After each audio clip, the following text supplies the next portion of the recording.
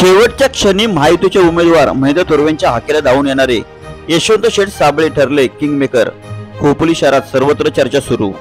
राज्यासह कर्जत खालापूर मतदारसंघातील निवडणूक सर्वांचे लक्ष वेधून घेतानाची पार पाडली। निवडणूक रिंगणात महायुतीचे उमेदवार महेंद्र थोरवे विरुद्ध शिवसेना उद्धव बाळासाहेब ठाकरे पक्षाचे नितीन सावंत आणि अपक्ष उमेदवार सुधाकर घारे यांच्यामध्ये लढत पाहण्यास मिळाली। यातील महेंद्र थोरवे आणि सुधाकर घारे यांची लढत अतिशय चुरशीची पाहण्यास मिळाली। शेवटपर्यंत कोण बाजी मारणार याकडे सर्वांचे लक्ष लागून राहिले होते, परंतु महेंद्र थोरवे यांनी बाजी मारून विजय पटकाविला आणि हा विजय झाला तो खोपोली शहरातून।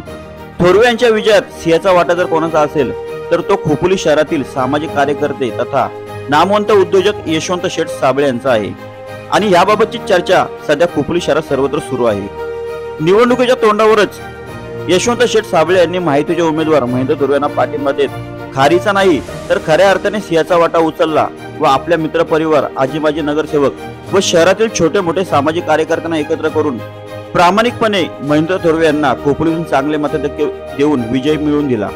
त्यामुळे शेवटच्या क्षणी धावून येत हजारोचे मतदान दिल्याने महेंद्र थोरवे यांचा विजय सोपा झाला असून नामवंत उद्योजक यशवंत शेठ साबळे यांनी खोपोली शहरातून किंगमेकरची भूमिका बजावली। याबाबतची सध्या खोपोली शहरात सर्वत्र चर्चा सुरू आहे।